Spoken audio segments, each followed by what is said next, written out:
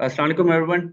First of all, I would like to welcome you all the participants. I wish we were waiting for the other participants to come and join, but now it's a time we are getting too much late.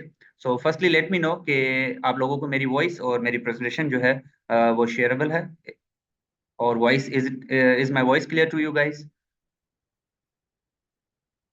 Okay. Thank you. अब what would be the next step? Thank you so much for your confirmation. अब हमारा next step ये होगा कि मैं थोड़ी देर में doctor Iftikhar जो उनका आज वेबिनार है मैं उनको जो है वो हैंड ओवर करूंगा और वही आपको फर्दर पूरा वेबिनार लीड करेंगे। लेकिन before that I have a few confessions और announcements to done, so let me clear. पहली चीज ये है कि आप लोगों को ये फ्री वेबिनार रखवाने का मकसद सिर्फ ये था कि इस फ्री वेबिनार में ना कि सऊदी लाइसेंस एग्जामिनेशन के हवाले से बात की जाएगी, but all the details from data flow, how to get registration, मुमारस अकाउंट क्या है जो सऊदी का है, बेसिकली सऊदी का जो पेपर है वो कैसे क्लियर किया जाता है और उसकी जो ट्रेनिंग है जो हम ट्रेनिंग क्लासेस भी रखेंगे उसके हवाले से भी बात होगी। Number one thing. Number two, आप लोगों के लिए सिर्फ गुजारिश ये है, आप लोग अपने माइक म्यूट रखेंगे तो आप लोगों को वॉइस सबकी क्लियर जाएगी। और तीसरी चीज, बीच में से कोई भी सवाल ना पूछे, जिसका भी क्वेश्चन हो वो चैट बॉक्स में लिखता रहे। ओके, और हम उसको नोट डाउन करेंगे। Every question will be answered eight the end of the webinar. Number one thing. तो आप में से किसी ने भी बीच में से माइक अनम्यूट करने की जरूरत नहीं होगी। वैसे भी हमने उसकी सेटिंग तो की हुई है। आप लोग अपने क्वेश्चन जो है नोट डाउन करते जाएं। आई विश कि at the end of webinar आपका कोई क्वेश्चन बचेगा नहीं, but we will try our best. अगर किसी का बच गया question at the end, we will answer all the question, ठीक है। So now I am going to invite the our what we can say the guest speaker, yeah, the webinar speaker, Dr. Iftikhar Ahmed. And before that, before he joins, I will wait only for a 1 to 2 minutes. Or lastly, there is a my request. Okay, so kindly keep the mic muted yourself so that we should so that everyone can hear you very smoothly. So now we would like to welcome the Dr. Iftikhar, and he recently cleared the Saudi examination और मेरे ख्याल से मई के month में उन्होंने clear किया हुआ है। तो now he is going to join and tell all the about. Thank you so much doctor Iftikhar, now it's all over to you. Thank you. Assalamu alaikum everyone. I hope everyone is well and well prepared for the questions. First of all, I want to know about this. Is anyone from out of Pakistan? कोई अगर है इस बाहर का तो so we can conduct our session in English. Otherwise हम native language में इसको continue करेंगे ताकि smoothness थोड़ी सी continue रहे. Okay. The instruction firstly कि अपने आप mic जो mute करें ताकि स्मूथनेस को कोई नॉइस ना सुनने को मिले during the session. And another thing is कि अगर किसी को कोई क्वेश्चन हो तो क्वेश्चंस के लिए हमने हैंड में एक सेशन रखा है। सो अभी आप क्वेश्चंस ना करेंगे, अपने पास पेन एंड बुक रख लें, कोई भी क्वेश्चन है जस्ट राइट इट डाउन और उसके बाद फिर हम जो है एट द एंड जब होगा सारी हमने चीजें क्लियर कर ली फिर आपको सेशन का टाइम क्वेश्चंस का टाइम देंगे, उसमें फिर आप क्वेश्चंस अपने कमेंट्स में डिस्कस कर सकते हैं, बता सकते हैं और हम उसको आपको आंसर करेंगे। ठीक है जी। We are starting now.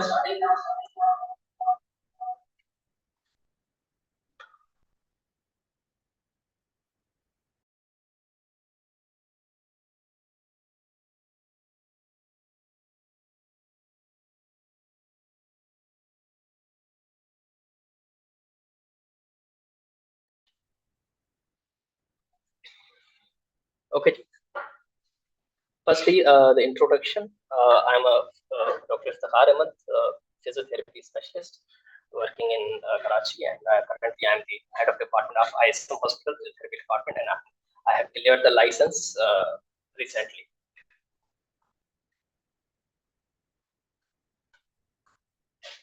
अच्छा जी, today we will discuss some objectives जो मैंने लिखी हैं यहाँ पे। Firstly, we will discuss the documents required in attestation procedure which we have returned from Pakistan. उसको हमने सबसे पहले करना है और उसके बाद फिर हम डॉक्यूमेंट्स जो हमें चाहिए होंगे वो डिस्कस करेंगे और उसके बाद फिर हम डिस्कस करेंगे कि डेटा फ्लो प्रोसीजर होता क्या है और किस तरह करते हैं इसको। उसके बाद फिर जब डेटा फ्लो हो जाता है तो उसके बाद मुमारिस का क्या इसमें इनपुट है, मुमारिस में क्या करना होता है, उसके बाद एग्जाम एलिजिबिलिटी क्राइटेरिया क्या होता है उसको डिस्कस करेंगे और देन लाइसेंस लेने के लिए क्या प्रोसेस है वो भी डिस्कस करेंगे। इन द लास्ट हमारे पास फिर ब्लूप्रिंट होंगे कि एमसीक्यू ज्यादातर किस टॉपिक से किस सब्जेक्ट से आएंगे और एग्जाम प्रिपरेशन गाइडलाइंस क्या हो सकती हैं। इन द लास्ट सऊदी के मैं कुछ वीजास को भी डिस्कस करूंगा कि किस तरह हम इसको कंटिन्यू कर सकते हैं। ठीक है जी। Firstly, the registration process.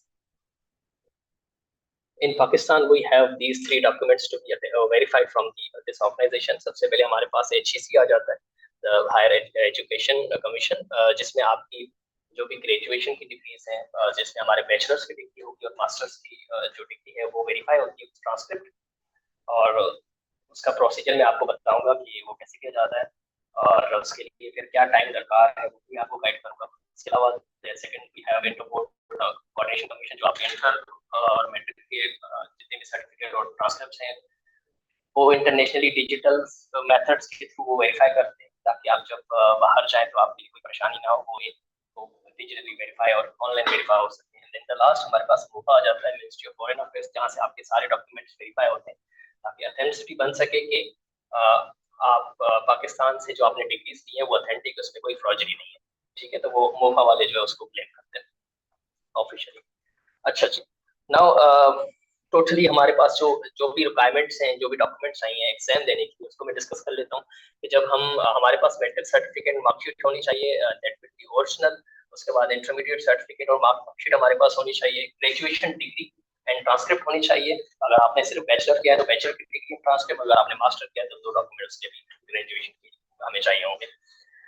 अच्छा, मैं आपको एक चीज गाइड करता हूँ कि सऊदी में जो प्रैक्टिस हो रही है वो इस तरह हो रही है कि अगर आप सिर्फ बैचलर्स डिग्री पे अप्लाई कर रहे हैं फॉर लाइसेंस, तो आपको फिजिकल थेरेपी असिस्टेंट का वहाँ पे कैटेगरी में डाला जाता है। वो ऑटोमेटिकली जब आप प्रोसेस करेंगे, एग्जाम की डेट ले रहे होंगे, तो एग्जाम के प्रोसीजर में ऑटोमेटिकली आपको बता दिया जाएगा कि you have only bachelor degree और उसकी क्राइटेरिया पे you are eligible for physiotherapy assistant.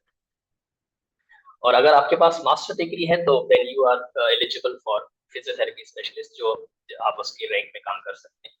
Physiotherapy specialist के लिए जिन्होंने मास्टर किए उनको 2 इयर्स का क्लिनिकल एक्सपीरियंस रिक्वायर्ड है, जो बिल्कुल रिसेंट होना चाहिए। ऐसा ना हो कि आप अप्लाई कर रहे हैं और आपका जो एक्सपीरियंस है वो 2020 का है, 2021 है, और उसके बाद आप इनएक्टिव हैं काफी टाइम से। ठीक है, तो वहाँ पे रिक्वायरमेंट ये होती है कि आप कम से कम 6 महीने की इनएक्टिवेशन हो। 6 महीने से ज्यादा अगर आप अपनी प्रैक्टिस से इनएक्टिव रहते हैं तो आप एलिजिबल क्राइटेरिया में नहीं आते। ठीक, तो 2 इयर्स की क्लिनिकल प्रैक्टिस आपकी रिसेंट होनी चाहिए। उसके अलावा अगर आप असिस्टेंट के लिए अप्लाई कर रहे हैं तो 1 ईयर की रिसेंट क्लिनिकल एक्सपीरियंस चाहिए होता है। अगर आप कहीं जॉब कर रहे हैं तो सर्विस लेटर भी एलिजिबल होता है। वो जरूरी नहीं कि आपके पास एक्सपीरियंस लेटर हो, आप सर्विस लेटर के थ्रू भी अप्लाई कर सकते हैं। अच्छा जी, उसके बाद ये चीज मैं आपको बता दूं कि house job is not acceptable as a clinical experience certificate to apply for Saudi. ठीक है, तो हाउस जॉब को वो कंसीडर नहीं करते। अगर आप ये कहें कि मैंने ग्रेजुएशन कर ली और उसके बाद मैंने 1 ईयर का अच्छा, मुझे ये बता सकते हैं इन चैट के आपको क्या वॉइस इशू आ रहा है? किसी को अगर आ रहा है तो फिर हम उसको थोड़ा सा विस्तार से देखते हैं। ठीक है सर, फाइन है। और ये कुछ व्हाइट बोर्ड पे मार्क कर रहे हैं तो काइंडली इसको मना कर दीजिए। अच्छा, ये किसी स्क्रीन पे किसी ने कोई मार्किंग्स किए हैं, अगर वो किसी ने किए तो उसको अंडू कर दें ताकि कोई इंटरप्शन ना हो। ठीक है, अगर वॉइस क्लियर है तो परफेक्ट। ओके, ठीक है जी। तो ये चीजें हैं कि house job is not acceptable as a experience letter. तो ये आपको पता होना चाहिए। काफी मेरे पास क्वेरीज पहले से ही आ गई थी इस सेशन से पहले कि हमने 2022 की ग्रेजुएशन है और हमने 2023 पूरा जो है वो हाउस जॉब की है और हमने जनवरी में अपनी हाउस जॉब कंप्लीट किया, तो हम एलिजिबल है, हमारा एक्सपीरियंस काउंट होगा। तो वो एक्सपीरियंस काउंट नहीं होगा, आपको एक्सपीरियंस लेटर इशू करवाना होगा। हाँ, ये है कि अगर कोई ग्रेजुएट हो गया और ग्रेजुएशन के बाद डायरेक्ट उसने जॉब स्टार्ट कर दी है और वो एम्प्लॉयर आपको एक्सपीरियंस लेटर देता है ना कि हाउस जॉब, तो वो एलिजिबल हो जाता है। ठीक है, अक्सर ऐसे भी होता है कि काफी इंस्टीट्यूट हमारे पास हाउस जॉब प्रोवाइड नहीं कर रहे होते, तो कैंडिडेट्स डायरेक्ट जाके जॉब अप्लाई कर रहे होते हैं, उनको जॉब मिल जाती है इनकेस, तो वो हमारा एक्सपीरियंस काउंट होता है। ठीक है जी। उसके बाद हमें हमारे पास जो है वो पेप्टा का लाइसेंस होना चाहिए, क्योंकि लाइसेंस होना जरूरी होता है। हाँ, हमारे पास काउंसिल है या नहीं है, लेकिन बाहर के मुल्क में उनको एक अथॉरिटी बॉडी चाहिए होती है जो ये इंश्योर करे कि जो फिजियोथेरेपिस्ट है वो लाइसेंस्ड है फ्रॉम देयर पेरेंट कंट्री। और उसके बाद हमें एक्टिव पासपोर्ट चाहिए होता है अप्लाई करने के लिए। ठीक है जी, तो ये रिक्वायर्ड डॉक्यूमेंट्स हैं जो हमें चाहिए होंगे। अच्छा, अब हम स्टार्ट करते हैं data flow. Data flow basically is the primary source verification process. जैसे हम HEC से अपनी डिग्री वेरीफाई करवाते हैं, ऐसे ही गल्फ कंट्रीज के जो हमारे पास कमीशन के आते हैं, उसमें वो लोग डेटा फ्लो को एज अ प्राइवेट कंपनी उसको ये टास्क दिया गया है कि आप जितने भी एशियंस के कंट्री के आ रहे हैं लोग उनको आप लोग उनके डॉक्यूमेंट्स को, उनकी लाइसेंस को, एम्प्लॉयमेंट को वेरीफाई करें। तो ये इंडिविजुअल बेसिस पे जो है वो डॉक्यूमेंट्स को वेरीफाई कर रहे होते हैं। बेसिकली इनके वेरिफिकेशन डॉक्यूमेंट्स क्या होते हैं? सबसे पहले आपकी यूनिवर्सिटी की ग्रेजुएशन डिग्री वेरीफाई करते हैं, उसके बाद एम्प्लॉयर्स से कांटेक्ट करके एम्प्लॉयमेंट वेरीफाई करते हैं और फिर लाइसेंस वेरीफाई करते हैं, जैसे पेप्टा हो गया हमारे पास। ठीक है जी। तो इसमें जो मेजर इशू आता है, क्योंकि हमारे पास अनएम्प्लॉयमेंट रेशो बहुत ज्यादा है, उस वजह से काफी लोग जॉब में नहीं होते और वो प्रोसेस के थ्रू जाना चाह रहे होते हैं और वो ऐसे ही फेक डॉक्यूमेंट एक्सपीरियंस का बनवाते हैं कहीं से और उसको जो है वो डेटा फ्लो में इस्तेमाल करते हैं। तो मैं आपको बता दूं कि डेटा फ्लो वेरिफिकेशन थोड़ी सी स्ट्रांग होती है। वो कभी भी इस तरह कॉल पे या ईमेल पे नहीं कांटेक्ट करते, वो फिजिकली विजिट जरूर देते हैं। ठीक है। जैसे अगर आप किसी एम्प्लॉयर के पास है और उस एम्प्लॉयर ने कभी भी डेटा फ्लो को कांटेक्ट नहीं किया है, डेटा फ्लो ने कभी भी उस एम्प्लॉयर को कांटेक्ट नहीं किया, तो फर्स्ट विजिट वो जरूर करते हैं, ये इंश्योर करने के लिए कि वो जहाँ पे वो वर्क कर रहे हैं एम्प्लॉयर, वो वाकई वहाँ पे एग्जिस्ट करता है नहीं करता, वो अंडर कमीशन के रजिस्टर्ड है या नहीं है, कमर्शियल कमीशन है, उसमें रजिस्ट्रेशन उस हेल्थ केयर नेटवर्क की होना जरूरी होती है, वरना वो एम्प्लॉयमेंट डेटा फ्लो वाले एक्सेप्ट नहीं करते हैं। ठीक है। कभी कभी ऐसा होता है कि छोटे मोटे क्लिनिक गली में खुल जाते हैं और फिर वहां का सर्टिफिकेट बनवा के यहाँ शो किया जाता है, तो अगर वो विजिट भी कर ले तो उसको ऑथेंटिक नहीं किया जाता, क्योंकि वो वेरीफाइड और डॉक्यूमेंटेड नहीं होती उनकी क्लिनिक्स। ठीक है। तो मेक श्योर करें कि अगर आप कहीं से भी अपना सर्टिफिकेट बनवा रहे हैं तो वो ऑथेंटिक हॉस्पिटल बॉडी होनी चाहिए जो रजिस्टर्ड हो सिंध हेल्थ कमीशन से, और वो आपको विजिट्स पे इंश्योर कर सकें कि ये एम्प्लॉय आपको हमारे पास काम कर चुका है। ठीक है जी। तो ये चीजें जरूरी होती हैं डेटा फ्लो के लिए। डेटा फ्लो वेरिफिकेशन में हमारे पास क्या क्या चाहिए होता है? सबसे पहले एक्टिव पासपोर्ट चाहिए होता है, क्योंकि जब आप डेटा फ्लो स्टार्ट करते हैं प्रोसीजर, तो सबसे पहले आपका पासपोर्ट लिया जाता है, ये देखने के लिए कि कौन सी कंट्री से कैंडिडेट अप्लाई कर रहा है। तो passport verification is main important factor, वो होना जरूरी है आपके पास, वो पासपोर्ट एक्टिव होना चाहिए। ठीक है। कभी कभी ऐसे इश्यूज आते हैं कि कोई मैरिड वुमेन होती है, पासपोर्ट उनका सिंगल का बना होता है, लेकिन वो शादी बीच में हो जाती है, लेकिन उसी पासपोर्ट को कंटिन्यू करती है, तो इस तरह का पासपोर्ट भी फ्रॉडरी में आ जाता है कि आपका डेटा मैच नहीं कर रहा आपकी प्रोसेस है। ठीक है। तो जब आप मैरिट हो जाए तो उसके बाद आपने नया पासपोर्ट बनाना है और वो मैरिट पासपोर्ट होगा, वही एलिजिबल होगा। ठीक है। अगर आप इस तरह नहीं करेंगे तो वीजा में आगे जाके मुश्किल हो सकती है। अच्छा, मैं आप पैकेजेस की बात करूं, डेटा फ्लो के हमारे पास बेसिकली दो पैकेजेस होते हैं, एक रेगुलर पैकेज होता है, दूसरा एक्सप्रेस पैकेज होता है। रेगुलर पैकेज नॉर्मली लोग जो है उसको कर रहे होते हैं सिलेक्ट, उसमें तकरीबन 25 से 30 वर्किंग डेज लग जाते हैं वेरिफिकेशन में, सारे प्रोसेस में। ठीक है। After the submitting the application, जैसे आपने एप्लीकेशन सबमिट की, आपने पेमेंट ट्रांसफर की, उसके बाद 25 to 30 वर्किंग डेज उनको चाहिए होते हैं सारे प्रोसेस करने में और वेरीफाई करने में कि ऑथेंटिक डॉक्यूमेंट्स हैं या नहीं। एक्सप्रेस में ये होता है कि आपको चार्जेस थोड़ी सी ज्यादा पे करनी पड़ती है, लेकिन वो आपका टाइम ड्यूरेशन कम हो जाता है। 14 to 15 वर्किंग डेज में आपको सारा जो है वो प्रोसेस करके कंप्लीट करके दे देते हैं। प्रोसेस आपने स्टार्ट कर लिया, आपने पैकेज सिलेक्ट कर लिया, उसके बाद आपने डॉक्यूमेंट्स अपलोड करने होते हैं, जो जो रिक्वायर्ड डॉक्यूमेंट्स होते हैं। फिर आपने पेमेंट मेथड पे जाना है। पेमेंट मेथड जो है वो मास्टर कार्ड और वीजा का होना जरूरी है। यूनियन पे, पाक पे, इस तरह के पे पाक के कार्ड्स एक्सेप्टेबल नहीं होते हैं, वो कार्ड्स एक्सेप्टेबल होते हैं जो इंटरनेशनल ट्रांजैक्शन में काम आते हैं, जैसे मास्टर कार्ड हो गया और वीजा कार्ड हो गया। तो आपके पास वो कार्ड होना जरूरी है जिसके थ्रू आप पेमेंट कर सकते हैं। डेटा फ्लो की मैं फीस डिस्कस कर लूँ। जो रेगुलर पैकेज हमारा होता है उसमें 3 डॉक्यूमेंट्स वो होते हैं एक पैकेज में। एक एजुकेशन डॉक्यूमेंट होता है, जैसे आपने सिर्फ बैचलर किया है तो आपका बैचलर की डिग्री और ट्रांसक्रिप्ट एक डॉक्यूमेंट काउंट होता है। एम्प्लॉयमेंट का सर्टिफिकेट एक डॉक्यूमेंट काउंट होता है, और लाइसेंस का सर्टिफिकेट, जो मेंबरशिप आपकी वेबसाइट की होती है, वो एक काउंट हो रहा होता है। तो 3 डॉक्यूमेंट्स का जो उन्होंने पैकेज बनाया वो 800 सऊदी रियाल बनाया हुआ है। 800 is only the Saudi riyal fees. उसके बाद फिर अगर आप यहाँ से पे कर रहे हो तो एफबीआर 18% टैक्स लग जाता है, इंटरनेशनल ट्रांजैक्शन 2% लग जाती है। अगर मैं इसको अभी के अप्रोक्सीमेटली 75 अभी सऊदी रियाल चल रहा है, तो उसके अगर अप्रोक्सीमेटली हम निकालें तो 72,000 आपके बन जाते हैं रेगुलर पैकेज के फॉर 3 डॉक्यूमेंट्स। उसके बाद जितने भी एडिशनल डॉक्यूमेंट्स होंगे वो 300 एडिशनल सऊदी रियाल से हिसाब से चार्ज होते हैं। जैसे अगर आपका मास्टर्स हुआ है या आपके 2 एम्प्लॉयमेंट्स हैं, आपने 2 जगह काम किया है और आप दोनों ऐड करना चाह रहे हैं, तो फिर वो 2 डॉक्यूमेंट आपके, एक तो आपका पैकेज में आ गया, दूसरा सऊदी रियाल में आपको फिर 300 चार्ज करनी पड़ेंगे। इसी तरह अगर आपकी एजुकेशन मास्टर्स पे हुआ है तो मास्टर्स के आपका एक एडिशनल डॉक्यूमेंट उसके 300 अलग से चार्ज होते हैं। तो इस तरह आप अपने अप्रोक्सीमेटली लगा सकते हैं। अगर आपके पास एक एम्प्लॉयमेंट, एक लाइसेंस और 2 डिग्रीज है मास्टर और बैचलर की, तो फिर आपका 1100 सऊदी रियाल तक का बन जाएगा कॉस्ट। एक्सप्रेस पैकेज के एडिशनल चार्जेस होती हैं, जो मैंने आपको पहले बताया था पिछली स्लाइड में, कि वो 14 डेज 15 डेज में वर्किंग डेज में आपको प्रोसेस करके दे रहे होते हैं। उसके वो 600 सऊदी रियाल एक्स्ट्रा चार्ज कर रहे होते हैं। अगर किसी को जल्दी करवाना है प्रोसेस तो वो एक्सप्रेस के साथ जा सकता है, वो 600 सऊदी रियाल एक्स्ट्रा पे कर सकता है। अच्छा जी, ये आपने डेटा फ्लो कर लिया, डेटा फ्लो का टाइम पीरियड हो गया। उसके बाद आपको वो जब सारी चीजें वेरीफाई होती हैं तो फिर आपको पॉजिटिव रिपोर्ट दी जाती है कि हाँ जो आपने डॉक्यूमेंट्स अटैच किए वो वेरीफाइड हैं और हमने खुद से चेक किए वो सारे ऑथेंटिक हैं। उसके बाद वो पॉजिटिव रिपोर्ट दे देते हैं। वो रिपोर्ट आपको ईमेल के थ्रू या आपके पोर्टल के थ्रू, जो आपका डेटा फ्लो का पोर्टल होगा वहां से आप डाउनलोड कर सकते हैं विद इन 90 डेज। 90 डेज में अगर आपने डाउनलोड कर ली तो ठीक, वरना उसको फिर एक्स्ट्रा पे करके हमें डाउनलोड करनी होती है। तो वो आपके पास आ गया वेरिफिकेशन वेरिफिकेशन डॉक्यूमेंट। जैसे ही आपके पास आ जाएगा तो फिर आपने मुमारिस प्लस में जाना है। मुमारिस प्लस बेसिकली जिस तरह डेटा फ्लो का प्रोसेस है, मुमारिस प्लस का भी प्रोसेस इसी तरह होता है। मुमारिस प्लस में आप एलिजिबिलिटी आईडी लेते हैं फॉर एग्जाम बुकिंग, क्योंकि एग्जाम के लिए आपको एलिजिबिलिटी आईडी का होना जरूरी है और एलिजिबिलिटी आईडी आपको मुमारिस प्लस अकाउंट से जनरेट हो सकती है। मुमारिस प्लस अकाउंट आपने बना लिया, उसमें सारे डॉक्यूमेंट्स आपने अटैच कर दिए, सारे डाल दिए, वेरीफाई हुआ। वेरीफाई होने के बाद आपने 200 फीस उसमें सऊदी रियाल में चार्ज करते हैं वो फॉर इशूइंग एलिजिबिलिटी आईडी, तो वो आपने कर ली। उसमें भी 18% एफबीआई टैक्स, 2% इंटरनेशनल ट्रांजैक्शन। अभी के हिसाब से 75 जो रुपीज से सऊदी रियाल चल रहा है उसके हिसाब से 18,000 अप्रॉक्सिमेटली कॉस्ट आती है 200 सऊदी रियाल।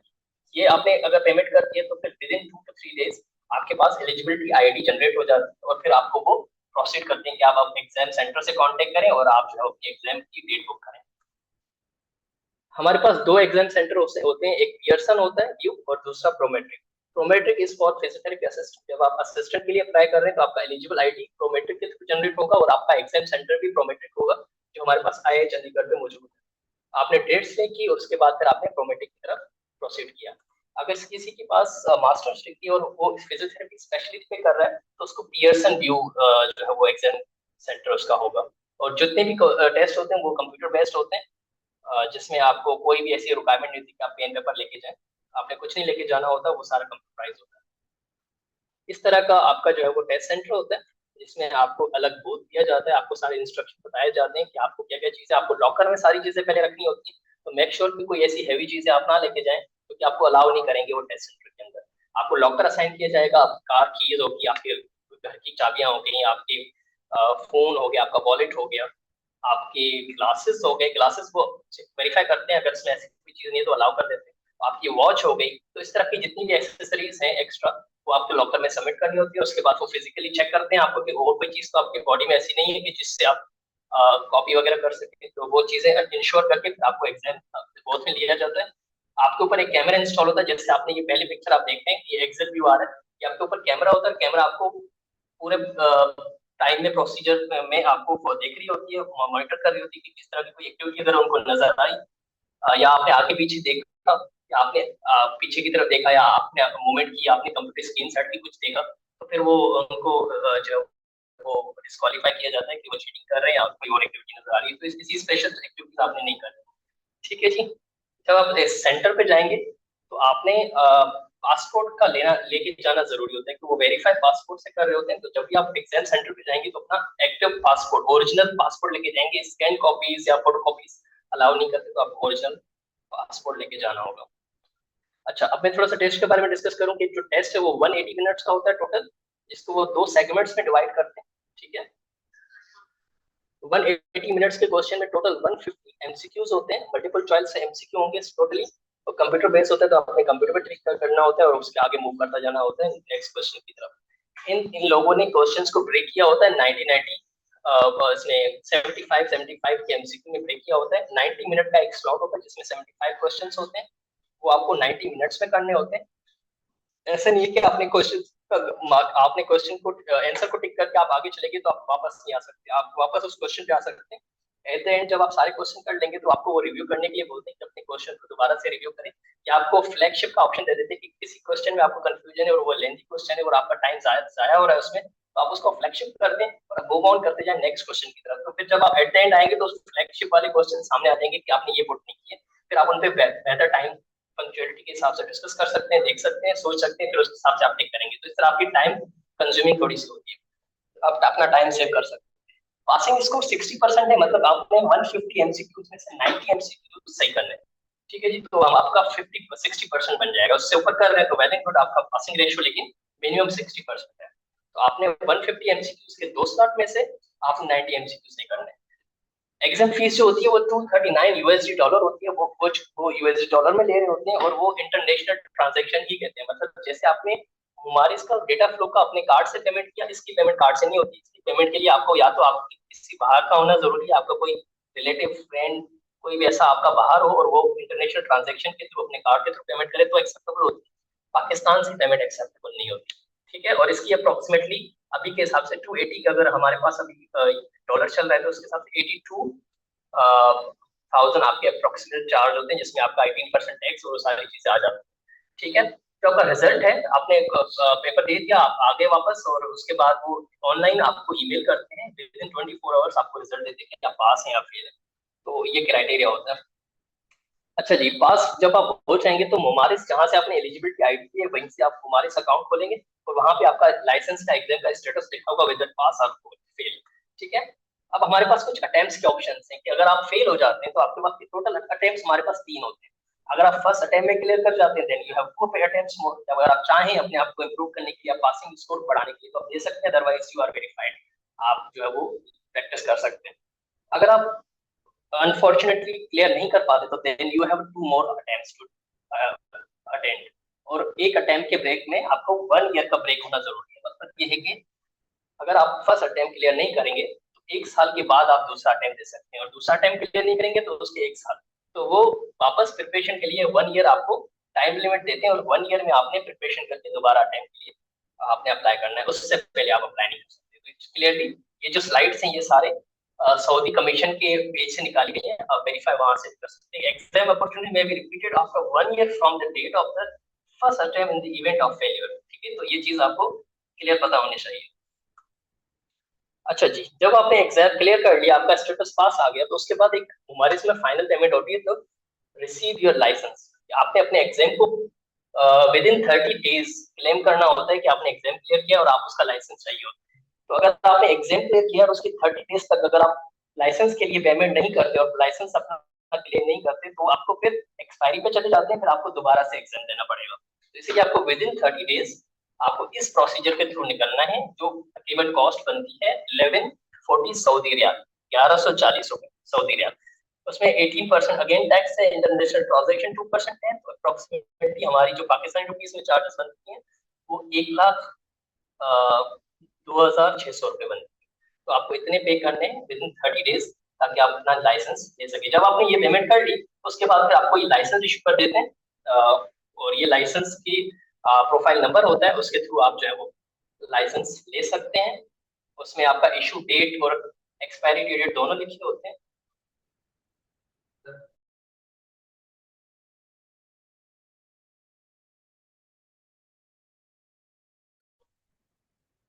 ठीक है जी, तो आपका ये इशू नंबर बता देंगे, इशू डेट बता देंगे कि इस तारीख से लेके इस तारीख तक आपकी एक्सपायरी है, और एक्सपायरी 2 इयर्स की होती है। ठीक है, अगर आपने एक्टिव कर लिया अपने लाइसेंस को तो ये लाइसेंस 2 साल के लिए आपका एक्टिव रहेगा। उसके बाद फिर आपको रिन्यूअल प्रोसेस में जाना होता है। रिन्यूअल के लिए आपको एग्जाम देने की जरूरत नहीं है। आपका जैसे ही एक्सपायरी आएगा, एक्सपायरी के 1 मंथ पहले आपने दोबारा इसी मुमारिस अकाउंट में जाना है और रीपेमेंट करनी है, और रीपेमेंट करके आपको दोबारा से लाइसेंस इशू कर देगा फॉर 2 ईयर्स मोर। तो ये चीज आपको क्लियर कट पता होनी चाहिए। और इसमें अगर आप देखें ये मेरा जो है वो सऊदी लाइसेंस है, इसमें इशू डेट होती है, मैंने वो हाइड कर दी, एक्सपायरी डेट होती है, प्रोफाइल नंबर होता है, मेंबरशिप स्टेटस करंटली प्रैक्टिसिंग, उसमें डिसीजन डेट आ जाती है, डिसीजन टाइप प्रोफेशनल क्लासिफिकेशन है, और स्पेशलिस्ट रैंक है मेरी, असिस्टेंट नहीं है इन फिजियोथेरेपी। और उसके बाद फिर आपका आईडी आ जाता है, डेट ऑफ बर्थ आ जाती है। ये वाली डिटेल्स आपकी ऑनलाइन पोर्टल पे हमेशा मौजूद होती हैं, जो नीचे लिखा हुआ है अगर आप देखें, the certificate is printed electronically for verification visit. इनकी वेबसाइट है, आप इस वेबसाइट पे विजिट करके अपना प्रोफाइल नंबर डाल के और आप चेक कर सकते हैं कि आप एक्टिव हैं या नहीं, वहाँ पे एक्टिवली प्रैक्टिस कर सकते हैं। तो ये चीजें रिक्वायर्ड होती है।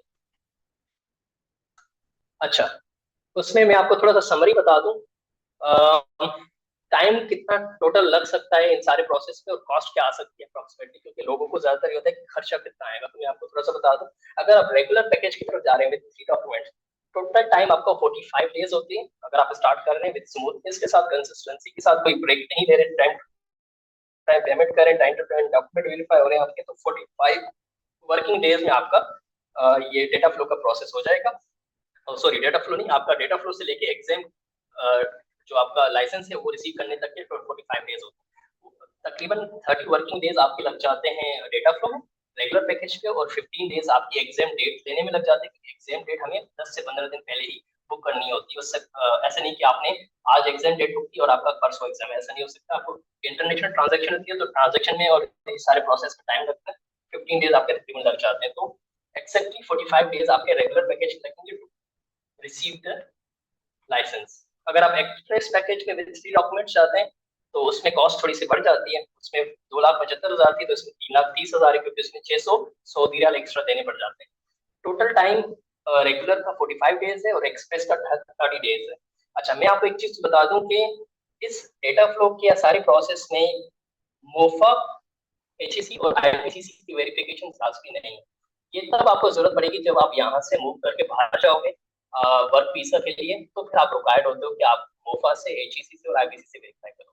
तो इसलिए मेरा मशवरा ये होगा कि जब आप डेटा फ्लो का प्रोसेस शुरू करें तो उसके साथ साथ ही आप आईपीसी से एचईसी और मोफा करवा दें, ताकि आपका टाइम सेव हो जाए। ज्यादातर लोग इस तरह करते हैं कि पहले आईपीसीसी करवाते हैं, उसके 15 दिन इंतजार करते हैं, उसके बाद एचईसी करवाते हैं। एचईसी तकरीबन 1 मंथ देता है, 15 डेज प्रूविंग के 15 डेज आपको अपॉइंटमेंट डेट दी जाती है, आप जाके कर सकते हो। तो आपका टाइम 1.5 महीना इसी तरह जाया हो गया। फिर आप मौका जाते हो तो आपका टाइम ज्यादा जाया हो जाता है। तो आप जब आपका डेटा फ्लो प्रोसेस चल रहा है, जब तक वो वेरिफिकेशन चल रही है, आप साथ साथ ये तीनों अपने पाकिस्तान के डॉक्यूमेंट वेरीफाई कर सकते हैं, आपका टाइम सेव हो जाएगा। इस तरह आप कर सकते हैं। ठीक है जी, तो ये टोटल सेशन था। इसमें कोई भी क्वेश्चन है तो आप क्वेश्चन अभी पूछ सकते हैं, जिसको हम फिर आपको बताएंगे कि क्या किस तरह किया जा सकता है। ठीक है जी।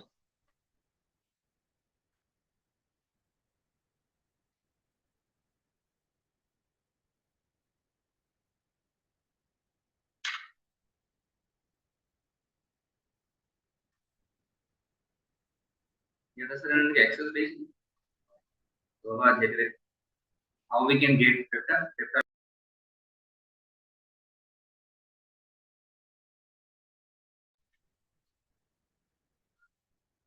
जी बिल्कुल, पेप्टा के लिए आप डॉक्टर दिलीप आपको गाइडेंस सारी बताएंगे किस तरह पेप्टा लिया जा सकता है, और पेप्टा की वेरिफिकेशन या उनके जो है वो लाइसेंस विद इन डेज आ जाते हैं, तो उसमें कोई ऐसी मुश्किल बात नहीं है। अच्छा जी, डॉक्टर नितिन कुमार पूछ रहे हैं where exam take place means.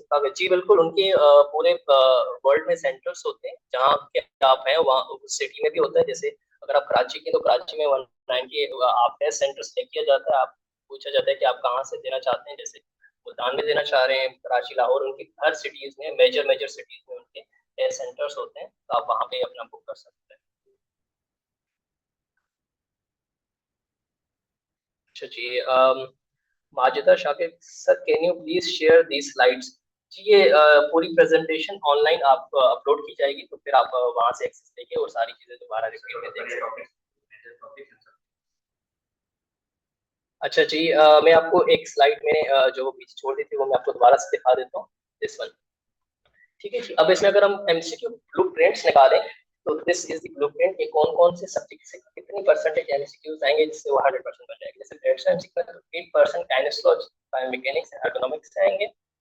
12% anatomy and physiology होगी उसमें। Clinical decision making, differential diagnostic 8%। Physical agents, electrotherapy और उसमें हाइड्रोथेरेपी 10%।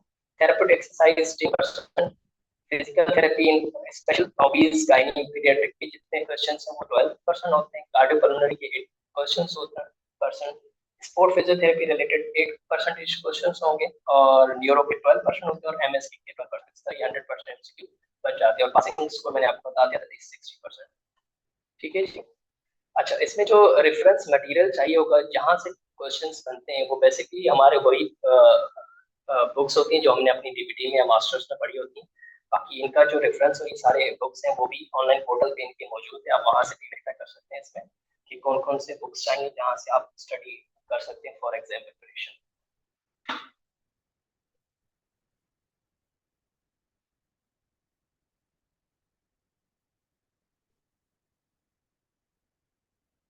अच्छा जी, मोहम्मद बख्श, मैंने सब्जेक्ट्स डिस्कस कर लिए हैं, आप उसमें से देख लें। तो फिर कांटेक्ट कर लीजिएगा डॉक्टर दिलीप कुमार से, वो आपको बेहतर गाइड कर देंगे कि किस तरह इनकी जो है वो प्रिपरेशन की जा सकती है, ट्रेनिंग की जा सकती है। ठीक है,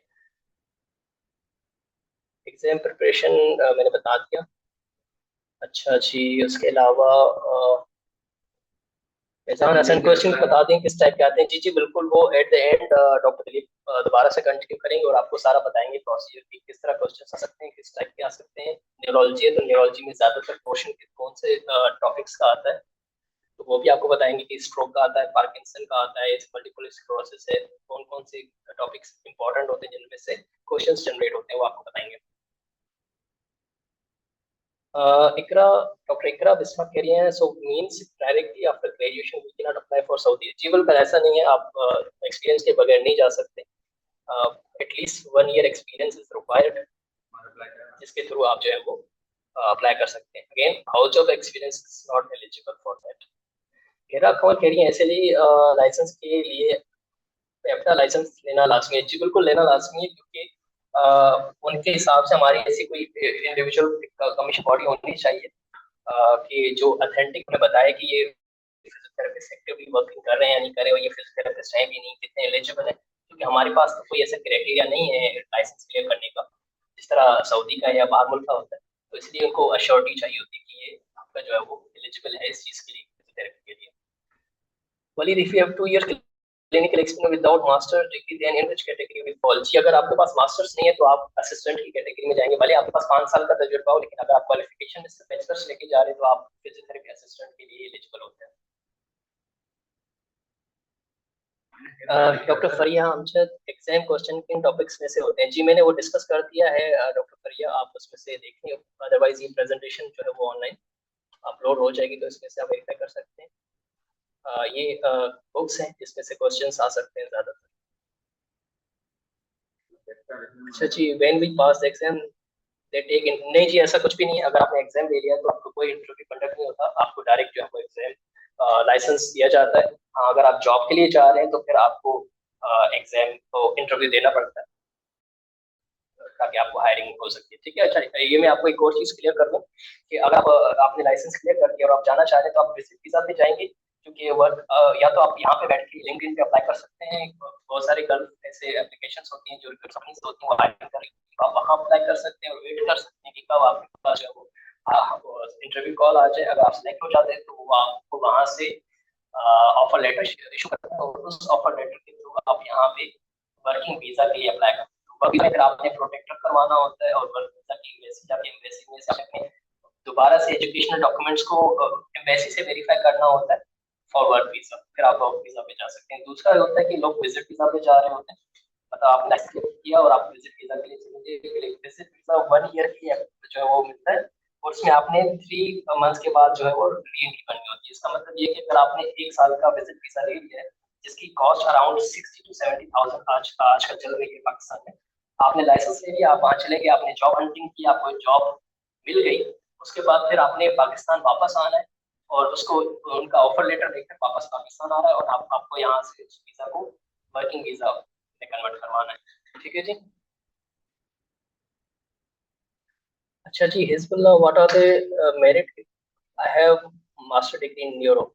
जी इसका भी यही है कि आपके पास अगर मास्टर डिग्री है तो 2 साल का एक्सपीरियंस होना जरूरी है। ऐसा है कि अगर आपके पास मास्टर्स डिग्री और आपको 1 ईयर का आपके पास एक्सपीरियंस है तभी आप फिजियोथेरेपी असिस्टेंट में ही फॉलो करोगे, क्योंकि इनकी ये दो मोस्ट इंपॉर्टेंट थिंग्स हैं कि अगर आपके पास बैचलर है तो कितना एक्सपीरियंस हो, मिनिमम 1 ईयर होना चाहिए या उससे ज्यादा जितना भी होगा तो आप असिस्टेंट की कैटेगरी में फॉलो करेंगे। और आपके पास मास्टर्स है तो मिनिमम 2 ईयर्स एक्सपीरियंस होना चाहिए। अगर मास्टर्स में 2 ईयर से कम एक्सपीरियंस है तो आप अगेन असिस्टेंट की कैटेगरी में फॉलो करोगे।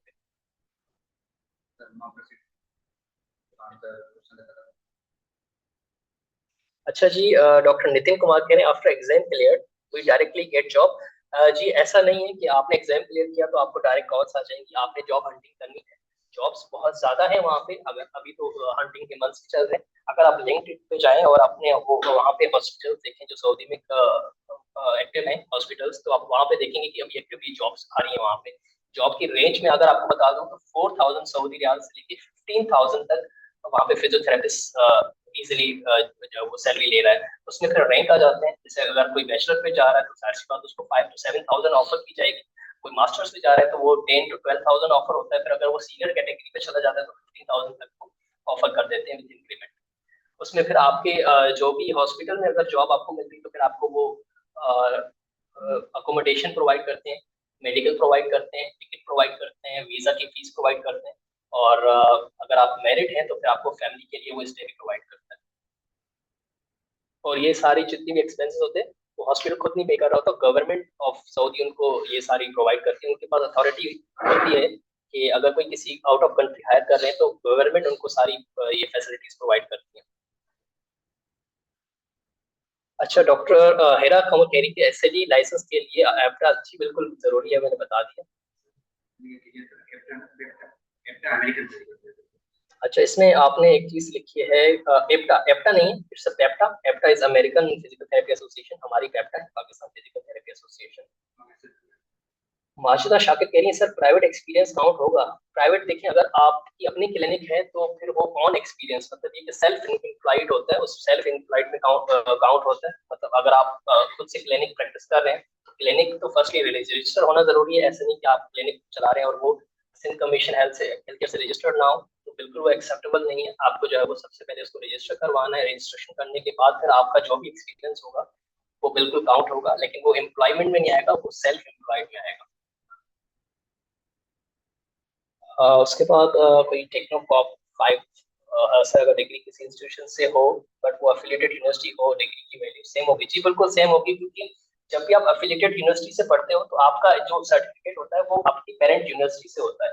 अब जैसे यहाँ पे ज्यादातर जेएसएमयू यूनिवर्सिटी है, वो एफिलिएशन देती है, तो आपको जो डिग्री मिलेगी वो जेएसएमयू की मिलेगी, ना कि आपकी अपनी एफिलिएटेड यूनिवर्सिटी की। तो जो आपको जेएसएमयू की डिग्री मिलेगी वही आपकी अथेंटिक डिग्री होगी, और आपको बाहर भी कंसीडर इसी तरह किया जाएगा कि आप जेएसएमयू की ग्रेजुएट हैं, ना कि किसी एफिलिएटेड यूनिवर्सिटी के ग्रेजुएट हैं। ठीक है जी।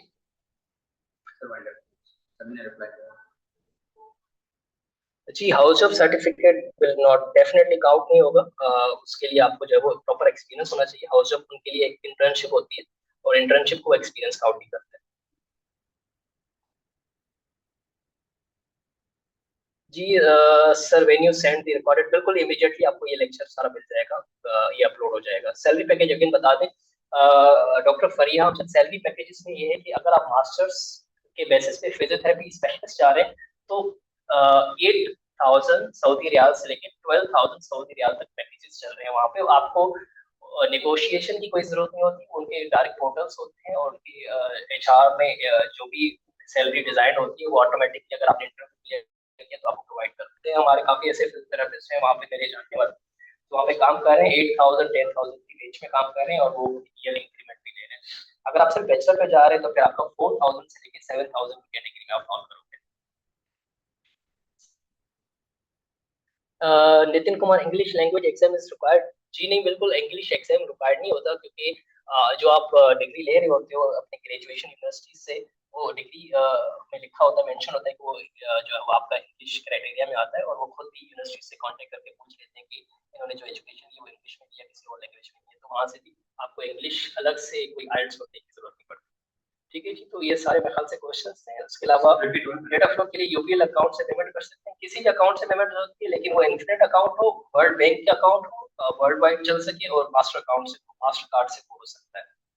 सर 1 ईयर का एक्सपीरियंस टर्शरी केयर हॉस्पिटल से लेना ही लाजमी है क्या? नहीं, ऐसा नहीं है, आप किसी भी क्लिनिक से ले सकते हैं। प्राइवेट क्लिनिक्स जो चल रही है हमारे पास पाकिस्तान में, किसी भी क्लिनिक से आप एक्सपीरियंस ले सकते हैं, लेकिन वो क्लिनिक जो है वो ऑफिशियल रजिस्टर्ड होना जरूरी है। अगर पंजाब से है तो पंजाब कमीशन से रजिस्टर होना जरूरी है, हेल्थ नेटवर्क से, हेल्थ केयर से, सिंध है तो सिंध हेल्थ केयर से रजिस्टर्ड होना जरूरी है।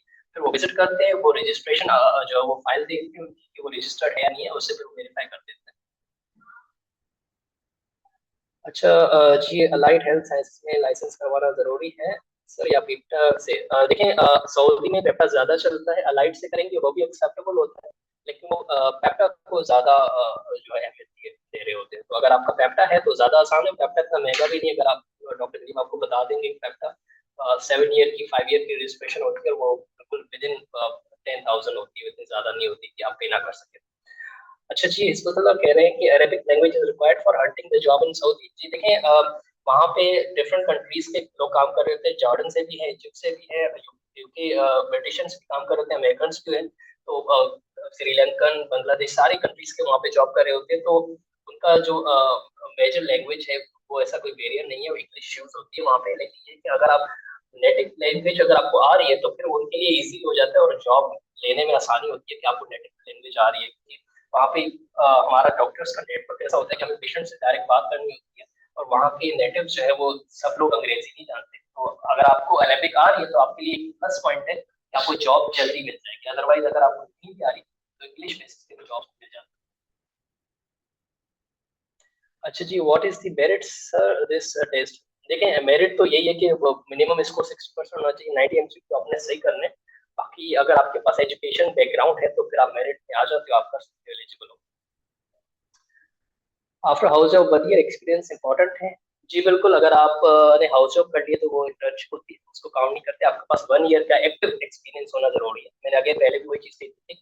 काफी स्टूडेंट्स ऐसे हैं, कैंडिडेट्स पार्टिसिपेंट ऐसे जिन्होंने बताया था कि हमने 2021 में जो है वो जॉब छोड़ दी थी, उसके बाद हमने जॉब कंटिन्यू नहीं की और 2 साल से इनएक्टिव है प्रैक्टिस से। क्योंकि अगर आप किसी क्लिनिक पे काम भी कर रहे हैं ना, तो उनके हिसाब से अगर डॉक्यूमेंटेड नहीं है तो आप इनएक्टिव है, मतलब आप प्रैक्टिस में नहीं है। तो 2 साल से अगर आप प्रैक्टिस में नहीं है तो उनके हिसाब से आपको कुछ नहीं आ रहा, तो फिर वो आपको एलिजिबल नहीं करते। मतलब आपका रिसेंट 6 मंथ्स तक आपको वो परमिशन देते हैं। 6 मंथ से ज्यादा अगर आप इनएक्टिव रहे तो फिर आप एलिजिबल नहीं। Dr. Nitin, which type of language? Again, it's Arabic is a plus point, like English भी preferable है. I have an internship letter, has been 5 months working as an assistant physiotherapy in MOH hospital. Border in this Valuable. जी बिल्कुल, internship valuable नहीं है। Again मैंने कहा कि experience चाहिए होता है। इंटर्नशिप ट्रेनिंग प्रोग्राम या कोई सर्टिफिकेशन इस तरह के आपके पास, वो आपकी सीवी को बूस्ट कर सकते हैं। इंटरव्यू में आपके लिए हेल्पफुल होगा कि आपने डिफरेंट जगहों से आईसीयू में इंटर्नशिप की है, आपने किसी और मेन्योथेरेपी में की है, या आपने किसी और किसी भी फेज में, किसी भी हमारे सब्जेक्ट्स में आपने काम किए, तो वो आपके लिए प्लस पॉइंट है ऑन द इंटरव्यू। यहाँ एलिजिबल क्राइटेरिया में ऐसी कोई चीज नहीं आती। अच्छा सर, टेल अस। बिल्कुल जी, फुल मेरिट है, ऐसा कोई चीटिंग वगैरह नहीं होती है इसमें, ना ही कोई फेवरिज्म होता है। वो क्योंकि जो कैमरास चल रहे होते हैं वो रिकॉर्डेड होते हैं वहाँ पे बूथ पे। जो आपका टेस्ट सेंटर है, वो टेस्ट सेंटर की रिकॉर्डिंग सारी सऊदी कमीशन की तरफ जा रही होती है, वो भी वेरीफाई कर रहे होते हैं। तो इस तरह की कोई चीटिंग के इस तरह के चांसेस नहीं होते। और अगर मैं आपको चीज बताऊँ कि इनकेस अगर आप किसी भी चीटिंग में पकड़े जाते हो तो फिर आप लाइफ टाइम के लिए आप सऊदी नहीं जा सकते। वो आपको जो है वो बैन कर देते हैं, और आपके पासपोर्ट पे आप कभी भी, हाँ विजिटिंग पे आप जा सकते हो, लेकिन जॉब के लिए आप नहीं जा सकते, वो आपको बैन कर देते हैं। ठीक है जी, अब फर्दर जो क्वेश्चंस हैं और जो चीजें हैं, वाइड डॉक्टर दिलीप करेंगे। Doctor Dilip, go ahead.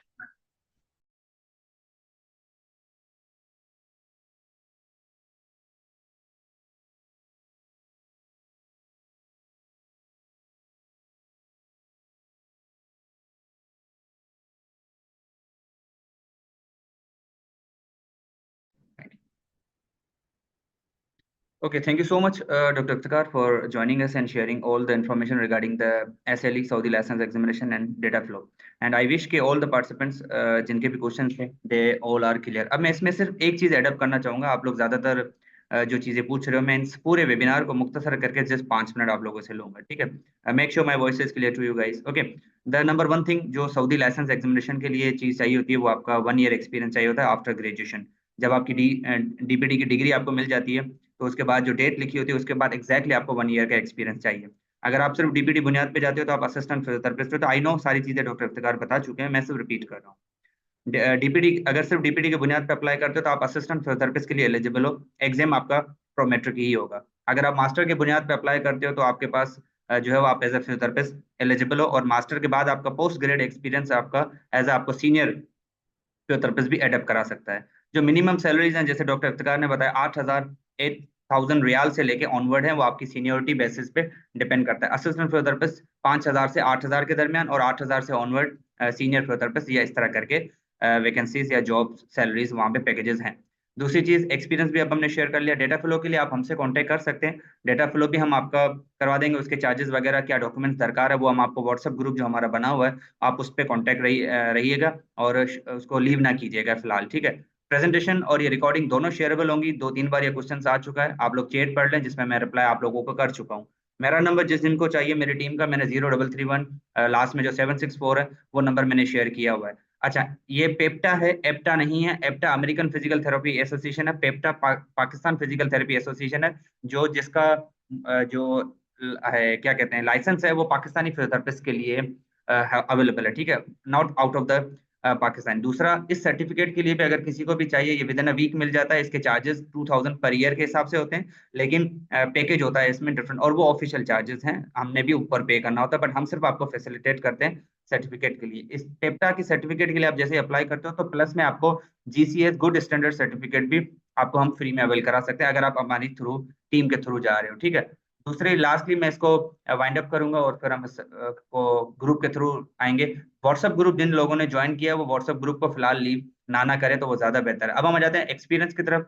Private हो या गवर्नमेंट एक्सपीरियंस हो, आपकी DPT के बाद जितना भी एक्सपीरियंस हो वो किसी वैलिड ऑर्गेनाइजेशन या क्लिनिक के थ्रू। वैलिड से मुराद जिनका प्राइवेट क्लिनिक है उनकी अपनी पर्सनल ईमेल नहीं है, क्लिनिक की ईमेल होना लाजम है। फॉर एग्जांपल, मैं डॉक्टर दिलीप कुमार, मेरी क्लिनिक मेरे नाम से है, तो उसकी ईमेल होना लाजम है। मेरी क्लिनिक की ईमेल नाम पे किसी और की ईमेल में नहीं लगा सकता, तो ऑफिशियल क्यों, वो फिजिकली एजेंट के थ्रू विजिट भी कराते हैं।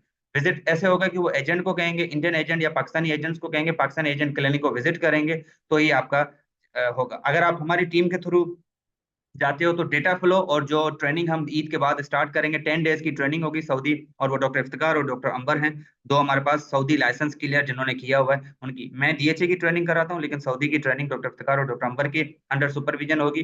वो 10 डेज की ट्रेनिंग होगी जो हम सून आफ्टर ईद स्टार्ट करेंगे। पर लेक्चर जो वो 10 डेज की ट्रेनिंग होगी, जिसमें हम ना कि सिर्फ डेटा प्रोवाइड करेंगे बट हम ऑनलाइन लेक्चर्स भी, उसका भी लिंक मैं आपको व्हाट्सएप ग्रुप के थ्रू दे दूंगा। अगर आप लोग डेटा फ्लो और आप जो है वो तो सऊदी लाइसेंस की ट्रेनिंग 10 डेज की, वो अगर कोई पार्टिसिपेंट हमारी टीम के थ्रू करता है तो वी जस्ट चार्ज 50,000 में। जो ऑफिशियल डेटा फ्लो की फीस है वो तो होगी जो डॉक्टर इफ्तिकार बता चुके हैं, 1000 से 1300 रियाल के दरमियान है, वो तो ऑफिशियल फीस है। लेकिन वी ओनली चार्ज कंसल्टेंसी जो फीस है, और कंसल्टेंसी फीस अगर आप मार्केट में चेक करेंगे तो 40-50 हजार सिर्फ डेटा फ्लो के हैं, बट वी ओनली चार्ज 50,000, जिसमें ट्रेनिंग भी होगी और जिसमें आपका डेटा फ्लो भी गाइड कर दिया जाएगा। फर्दर मोर हम व्हाट्सएप ग्रुप के थ्रू रहेंगे, और जो बच्चे व्हाट्सएप ग्रुप का लिंक भेज रहे हैं, सादिया, शफी, वो चेट एक बार थोड़ा सा पढ़ लो। चेट में आपको पास 0331383776 के नाम से नंबर दिया गया है। इस नंबर पे कांटेक्ट करके वो ग्रुप आप ज्वाइन कर सकते हो। तो थैंक यू सो मच, और आप लोगों का फीडबैक मुझे चाहिए होगा, वो हम ग्रुप के थ्रू मैं आपको भेज दूंगा। आप किसी भी चीज के थ्रू कनेक्टेड रहना चाहते हो तो उस व्हाट्सएप ग्रुप में रहें, वहाँ पे मैंने अपना नंबर शेयर कर दिया, यहाँ पे भी मैं नंबर शेयर कर देता हूँ।